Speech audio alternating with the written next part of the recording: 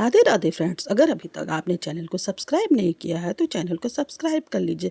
So friend, जैसे कि आपने देखा राधा कृष्ण में कृष्ण जी और राधा जी दोनों पास में खड़े हुए हैं और दूसरे का हाथ पकड़े हुए हैं।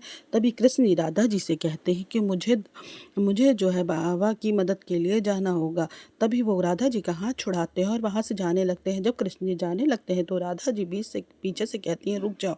वो रुकते हैं, कहते हैं कि क्या है। तो वो जो है उनके पास से बांसुरी निकाल लेती है। तो कृष्ण जी पूछते हैं कि तुम इस बांसुरी का क्या करोगी। तो वो कहती हैं कि मैं इस बांसुरी को बजाऊंगी, क्योंकि तुमने कहा था जब भी मैं चाहूँ तो मैं बुला सकती हूँ।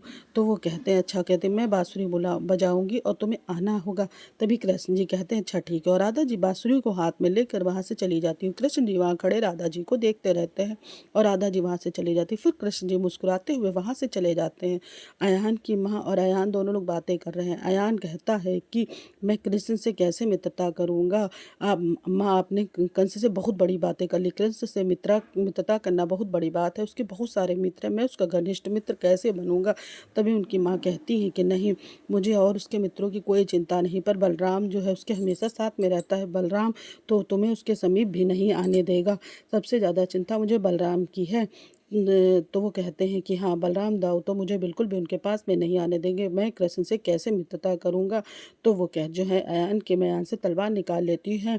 तो वो कह इधर उधर हाथ चलाने लगती है। तभी अयान कहता है कि हाँ, चोट लग जाएगी।